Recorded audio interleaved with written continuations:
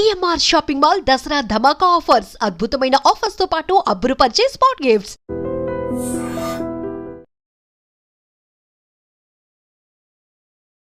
Hi hello నమస్తే, welcome back to iDream media. So ప్రతి ఒక్కరికి కామన్గా తెలిసిన ఇన్వెస్ట్మెంట్ ఐడియా ఆప్షన్ అంటే గోల్డ్ అని అందరూ అంటుంటారు. బట్ అలాంటి గోల్డ్ ఇప్పుడు మన చేతికి అందని అంత రేట్లకు పెరిగిపోయింది, లక్షల రూపాయలు దాటేస్తుంది అని చెప్పేసి భయంలో కూడా ఉన్నారు. కానీ ఫ్యూచర్లో ఈ గోల్డ్ 7 లక్షలు అవుతుంది, 10 లక్షలు అవుతుంది అనేది నిజమా? మరి ఈ స్టేట్మెంట్స్ ఎందుకు వస్తున్నాయి, ఎందుకు వినిపిస్తున్నాయి? అసలు గోల్డ్ ఇన్వెస్ట్ చేయొచ్చా? ఇప్పుడు ఎలా చేయాలనుకుంటే? సో ఈ డౌట్స్ అన్నిటికీ చెక్ పెడుతూ మన ముందుకు ఇన్ఫర్మేషన్ తీసుకొచ్చారు సర్టిఫైడ్ ఫైనాన్షియల్ ప్లానర్ అయిన రామచంద్రమూర్తి గారు. సార్తో మాట్లాడదాం. నమస్కారం సార్. నమస్తే అండి. సో గోల్డ్ ఇది ఎలా అయిపోయిందంటే ఒక గాసిపింగ్ మెటీరియల్ మారిపోయింది అనమాట. ఇంటర్నేషనల్ ఫ్యాక్టర్స్ ని ఇన్ఫ్లుయెన్స్ చేసే ఒక బిగ్ కమోడిటీ ఇది. అవునండి. సో ఇది ఫ్యూచర్ కోసం ఉపయోగపడాలని చాలా మంది అనుకుంటూ ఉంటారు. ఎమోషనల్ గా కూడా ఇది ఒక మంచి వెల్త్ కాబట్టి. మరి దీంట్లో ఇన్వెస్ట్మెంట్ ఎలాగా, దీని ఫ్యూచర్ ఏంటి, దీనికి సంబంధించిన విషయాలు మాకు చెప్తారు? యాక్చువల్గా అండి, గోల్డ్ మనం రెగ్యులర్గా చూస్తున్నాము. లాస్ట్ 2-3 మంత్స్ నుంచి కూడా రెగ్యులర్గా కంటిన్యూగా పెరుగుతుంది. సో దీంట్లో మనం చూసుకుంటే గోల్డ్ అనేది ఇప్పుడు 1,10,000 దాకా వచ్చేసింది. అలాగే 22 క్యారెట్ వచ్చి 1 lakh టచ్ అయింది ఇప్పుడు రీసెంట్గా. సో అసలు 1 lakh గోల్డ్ అనేది కూడా ఎవరూ డైజెస్ట్ చేసుకోలేని స్టేజ్లో ఉంది.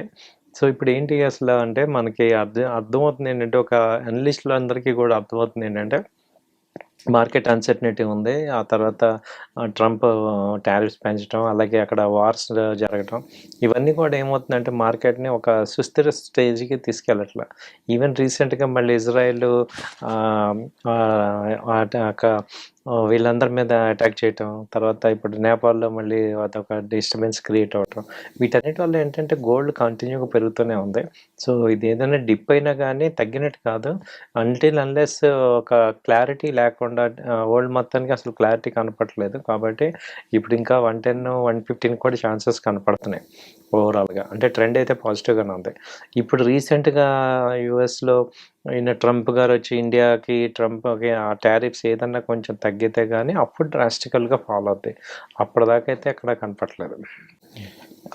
ఇప్పుడు గోల్డ్ 1 lakh చేంజ్ అలా అవుతుంది, అండ్ ఇది పెరగడానికి చాలా అన్సర్టనిటీ ఉంది వరల్డ్ మొత్తం మీద.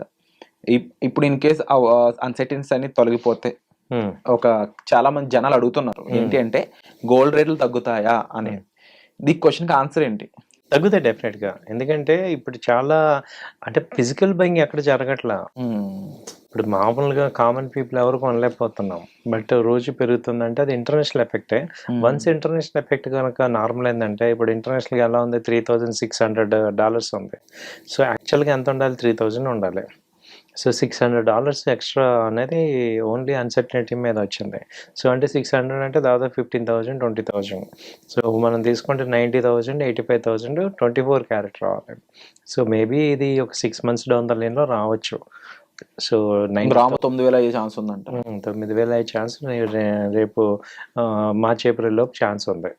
ఇంకొంతమంది కొంచెం ఒక అడుగు ముందుకేసి అడుగుమన్న క్వశ్చన్ మిమ్మల్ని ముఖ్యంగా ఏంటి అంటే, విరాట్ గారు గోల్డ్ ఏమన్నా 6,000కి 7,000కి వచ్చే ఛాన్స్ ఉందా అని.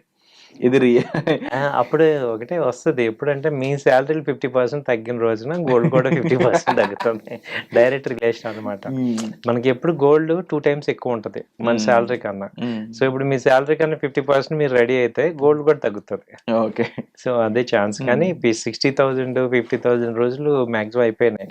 ఎందుకంటే ఇప్పుడు యావరేజ్ వేజెస్ కూడా పెరిగినాయి కాబట్టి ఆటోమేటిక్ ఇన్ఫ్లేషన్, అంటే గ్రోయింగ్ కంట్రీస్లో, డెవలపింగ్ కంట్రీస్లో ఇన్ఫ్లేషన్ ఉంటుంది కాబట్టి ఆ రేట్లు ఎక్కువ పెరుగుతూనే ఉంటాయి. సో ఇప్పుడు మీరు చూడండి, గోల్డ్ అనే చూస్తున్నాం. ఇప్పుడు బియ్యం ఎంత ఉంది? ₹70, ₹80 అయిపోతున్నాయి. సో ఇన్ఫ్లేషన్ ఎక్కువ ఉంటుంది. అలాగే పర్చేసింగ్ కెపాసిటీ కూడా పెరుగుతుంది. ఇప్పుడు ఇంట్రెస్ట్ రేట్లు తగ్గుతున్నాయి మనకి.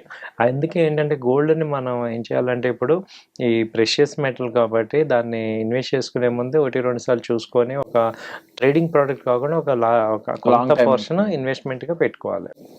అండ్ యాజ్ యూజువల్ అందరూ అడిగే డౌటే, ఇప్పుడు గోల్డ్ నేను రెగ్యులర్ ఆర్నమెంట్లో కాకుండా నాకు ప్యూర్ గోల్డ్ కావాలి, నేను ఇది డిజిటల్లో కొంటే ఎటువంటి జాగ్రత్తలు తీసుకోవాలి అనేది.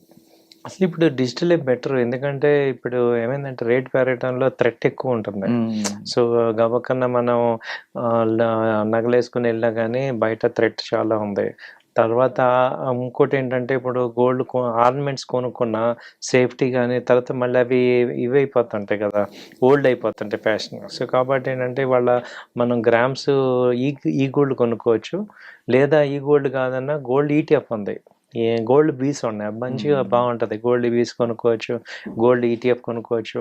తర్వాత గోల్డ్ కంపెనీస్లో అంటే గోల్డ్ ఇన్వెస్ట్మెంట్ కంపెనీస్, ఇప్పుడు కళ్యాణ్ జ్యువెలరీస్ కానీ ఖజానా జ్యువెలరీస్ ఇలా ఈ కంపెనీస్లో కూడా ఇన్వెస్ట్ చేసుకోవచ్చు. సో అలా మనం ఆల్టర్నేట్ వేస్ గోల్డ్లో పెట్టుకోవచ్చు. ఇవాళ ఏంటి ఈవెన్ మ్యూచువల్ ఫండ్స్ కూడా మల్టీ అసెట్ ఫండ్స్ అని చెప్పి గోల్డ్లో ఇన్వెస్ట్ చేస్తున్నాయి. సో కాబట్టి గోల్డ్ అలా ఉంది. కంపారిటివ్లీ మీరు నెక్స్ట్ టాపిక్ సిల్వర్ తీసుకుంటే సిల్వర్ వచ్చి 1,20,000 వెళ్తుంది.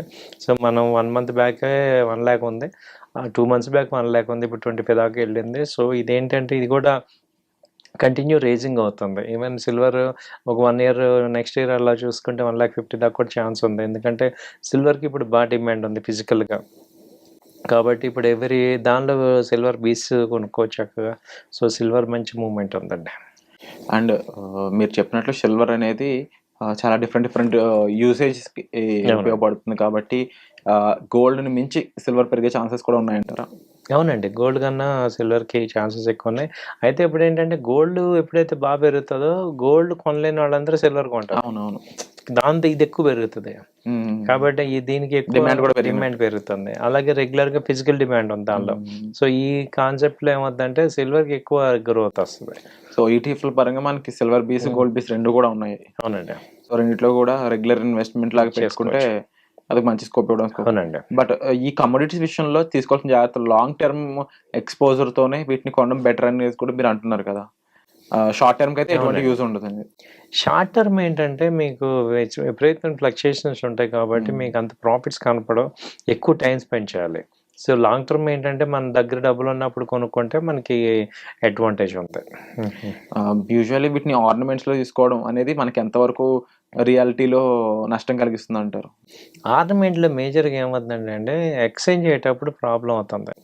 సో ఇప్పుడు ఎక్స్చేంజ్ చేసేటప్పుడు వాళ్ళు ఏమంటారు కాస్ట్ అంటారు కానీ మళ్ళీ ఇస్తారు కానీ ఇవన్నీ వేసి కనీసం ఒక 10% to 20% దాకా తేడా వచ్చేస్తుంది. సో అదే మీరు గోల్డ్ బిస్కెట్ కొన్న ఫిజికల్గా అడ్వాంటేజే.